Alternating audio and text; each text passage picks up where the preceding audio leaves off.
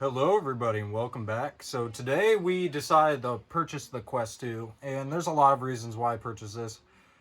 Did I waste $300? I sure hope not. But I will tell you that $300 is not bad for a standalone VR that allows you to apparently be able to hook it up to PC and use it without PC. Then there's going to be some games, exclusive games for it too, that I'm going to be pretty excited about. So that's cool. So the only flaw that I've heard about the Oculus Quest, well, it's not even the hurt, it's just a personal thing. You have to have a Facebook account to even run the thing, essentially. Like, you have to sign into Facebook. But anyways, this is cheaper than the PSVR, cheaper than any other VR, and it's supposed to be even better than the Oculus made for the PC, the Rift S, I believe.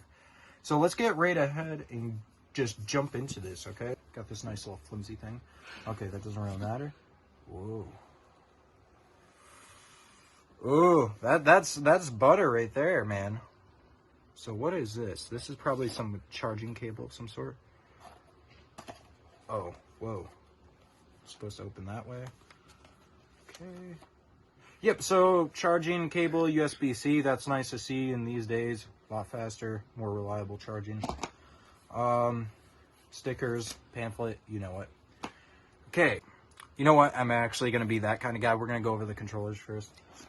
So these controllers, I actually haven't laid my hands on before. I know the HTC Vive, so that's what I'm going to compare it to. And I've got to say that these controllers are very comfortable. They're very different from the HTC Vive, but I can see myself adapting to these a lot faster than the Vive when I first got it. Just because it has kind of like, you know, your buttons and analog stick that you're used to on normal console. So it's very adaptive, and you do have a nice grip thing, so you still feel like you're gripping something. Now, the moment we've been waiting for, the headset. So this headset is, wow. I've heard it's super lightweight, but that's definitely a lot lighter than I was ever thinking. Yeah, this is the headset, guys. I mean, there's not really much to it besides that it, you know, it essentially stores all the games in there. Unless if you're going in PC mode, well, then you store them on your PC, and that's a great thing about it. It's actually why I only got the 64 gigabyte model as well.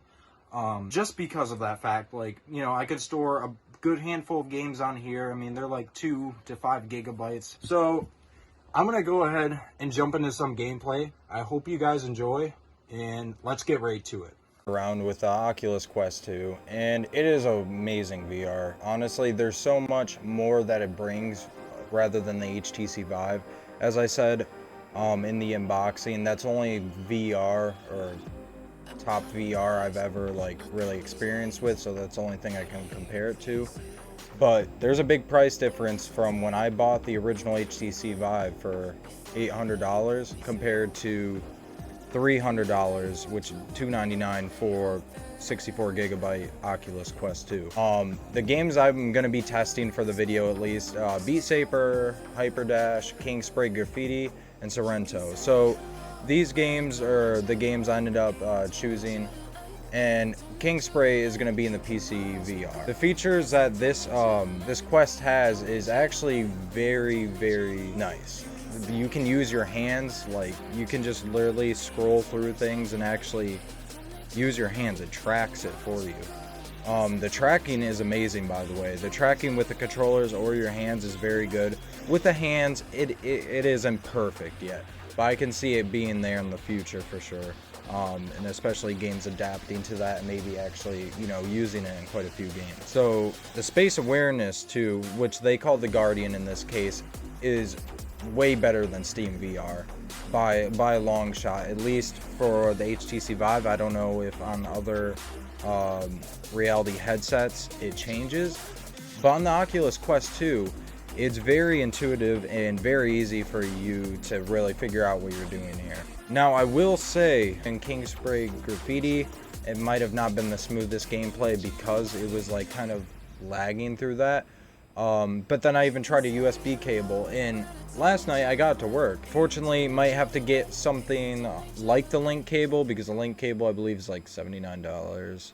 yeah, not the greatest price range. But there is alternatives to that. So you could pay like $16, $17, whatever on Amazon to get one of these cables, which I'm gonna have to do just so I can, you know, play my PC VR games. I will make an updated video on this, but it is very intuitive. You can record videos, you can sit there, and actually all this gameplay that's right here is from the Quest 2 while I was playing, recorded straight from the software.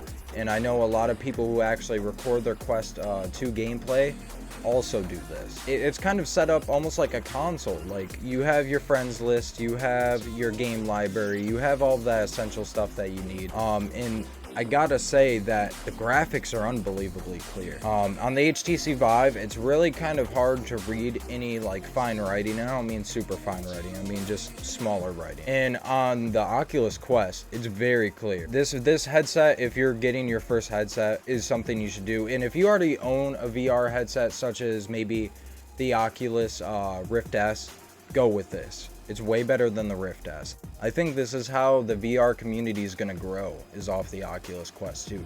You know, that's the craziest part, is once people get into VR, the developers of certain games are gonna start going up.